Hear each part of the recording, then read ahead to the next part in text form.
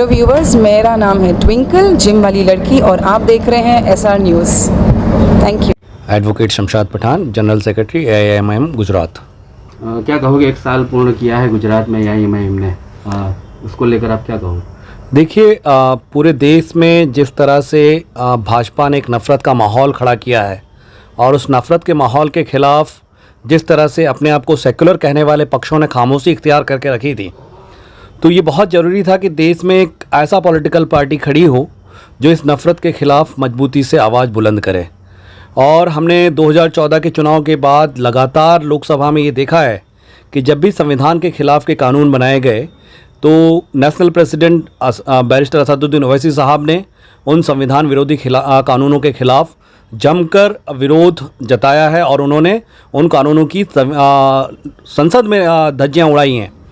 तो और जब ये बात करते हैं कि नफ़रत की बात, तो गुजरात नफ़रत की एक लेबोरेटरी रहा है जहाँ पर कई सारे दंगे हुए हैं और कई सारी लिंचिंग और सारे जो भाजपा की और संघ परिवार की लेबोरेटरी की तरह इसको देखा जाता था।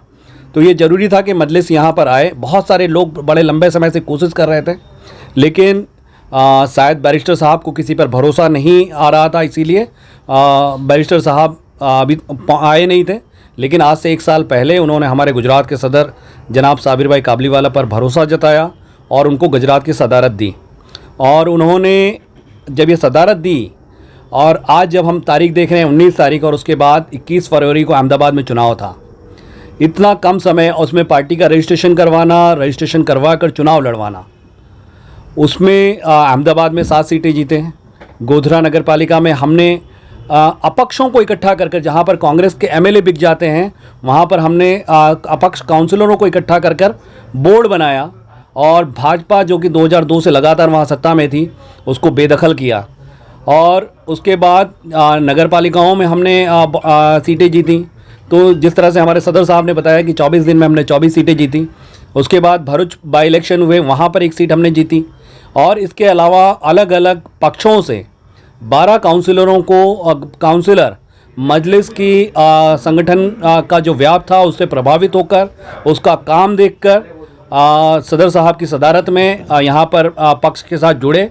और अल्हम्दुलिल्लाह पिछले ही महीने हमने कई सारे बॉडी का गठन किया है, जिसमें हमने कई सारे उपप्रमुख, जनरल सेक्रेटरीज, प्रवक्ता और बहुत सारी पोस्ट गुजरात के अलग अलग ज़िलों से दी है।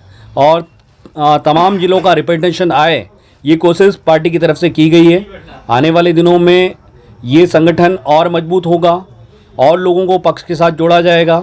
और ये उम्मीद है कि आने वाले दिनों में अहमदाबाद कॉरपोरेशन में भी बहुत सारे कॉरपोरेटर मजलिस का दामन थाम सकते हैं। गुजरात विधानसभा के इलेक्शन को लेकर कितनी सीटें लड़ने की तैयारी है, कुछ न्यूमेरिक?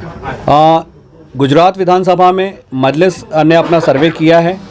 बैरिस्टर साहब उत्तर प्रदेश के चुनाव में व्यस्त हैं और जैसे ही वो वहाँ से फारिग होंगे, सदर साहब और बैरिस्टर साहब बैठ के एक न्यूमेरिक आंकड़ा मीडिया के सामने रखेंगे।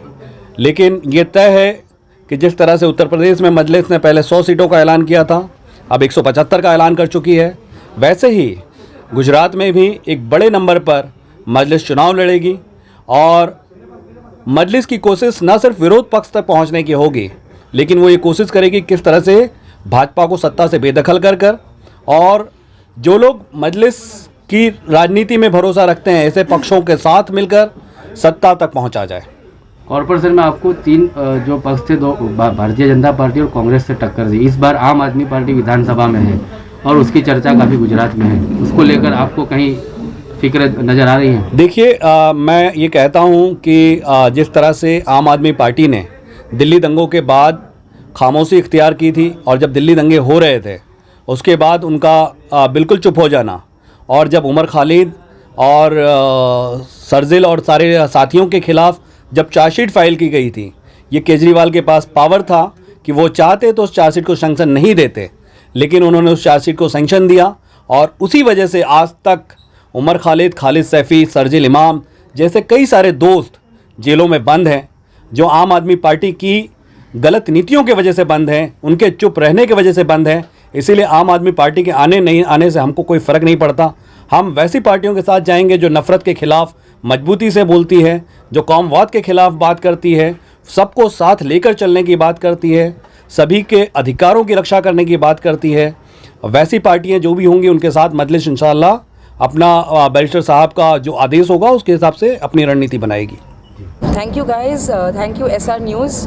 प्लीज़ फ्रेंड्स लाइक करें, शेयर करें, सब्सक्राइब करें SR न्यूज़ चैनल को and have fun, stay blessed.